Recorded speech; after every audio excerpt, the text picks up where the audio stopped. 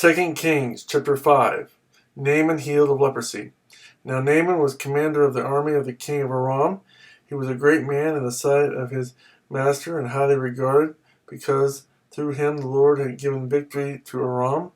He was a valiant soldier, but he had leprosy. Now bands from Aram had gone out and had taken captive a young girl from Israel, and she served Naaman's wife. She said to her mistress, "If only my master would see the prophet who is in Samaria, he would cure him of his leprosy." Naaman went to his master and told him what the girl from Israel had said. "By all means go," the king of Aram replied. "I will send a letter to the king of Israel." So Naaman left, taking with him 10 talents of silver, 6,000 shekels of gold, and 10 sets of clothing. The letter that he took to the king of Israel read, "With this letter I am sending my servant Naaman to you, so that you may cure him of his leprosy." As soon as the king of Israel read the letter, he tore his robes and said, "Am I God? Can I kill and bring back to life? Why does this fellow send someone to me to be cured of his leprosy? See how he is trying to pick a quarrel with me?" When Elisha, the man of God, heard that the king of Israel had torn his robes, he sent him this message: "Why have you torn your robes? Have the man come to me, and he will know that there is a prophet in Israel." So Naaman went with his horses and chariots and stopped at the door of Elisha's house. Elisha sent a messenger to say to him, "Go wash yourself 7 times in the Jordan, and your flesh will be restored, and you will be cleansed." But Naaman went away angry and said, "I thought that he would surely come out to me and stand and call on the name of the Lord his God, wave his hand over the spot, and cure me of my leprosy. Are not Abana and Phaphar, the rivers of Damascus, better than any of the waters of Israel? Couldn't I wash in them and be cleansed?" So he turned and went off in a rage. Naaman's servants went to him and said, "My father, if the prophet had told you to do some great thing, would you not have done it? How much more, then, when he tells you, 'Wash and be cleansed'?" So he went down and dipped himself in the Jordan 7 times, as the man of God had told him, and his flesh was restored and became clean like that of a young boy. Then Naaman and all his attendants went back to the man of God. He stood before him and said, "Now I know that there is no God in all the world except in Israel. Please accept now a gift from your servant."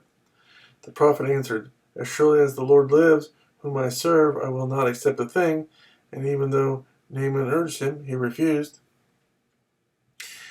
"If you will not," said Naaman, "please let me, your servant, be given as much earth as a pair of mules can carry, for your servant will never again make burnt offerings and sacrifices to any other god but the Lord.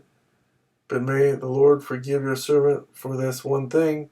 When my master enters the temple of Rimmon to bow down, and he is leaning on my arm, and I bow there also, when I bow down in the temple of Rimmon, may the Lord forgive your servant for this."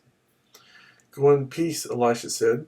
After Naaman had traveled some distance, Gehazi, the servant of Elisha, the man of God, said to himself, "My master was too easy on Naaman, this Aramean, by not accepting from him what he brought. As surely as the Lord lives, I will run after him and get something from him." So Gehazi hurried after Naaman. When Naaman saw him running toward him, he got down from the chariot to meet him. "Is everything all right?" he asked. "Everything is all right," Gehazi answered. "My master sent me to say, 2 young men from the company of the prophets have just come to me from the hill country of Ephraim. Please give them a talent of silver and 2 sets of clothing." "By all means, take 2 talents," said Naaman. He urged Gehazi to accept them, and then tied up the 2 talents of silver in 2 bags with 2 sets of clothing. He gave them to 2 of his servants, and they carried them ahead of Gehazi. When Gehazi came to the hill, he took the things from the servants and put them away in the house. He sent the men away, and they left. Then he went in and stood before his master Elisha. "Where have you been, Gehazi?" Elisha asked. "Your servant didn't go anywhere," Gehazi answered. But Elisha said to him, "Was not my spirit with you when the man got down from his chariot to meet you? Is this the time to take money or to accept clothing, olive groves, vineyards, flocks, herds, or manservants and maidservants? Naaman's leprosy will cling to you and to your descendants forever." Then Gehazi went from Elisha's presence, and he was leprous, as white as snow.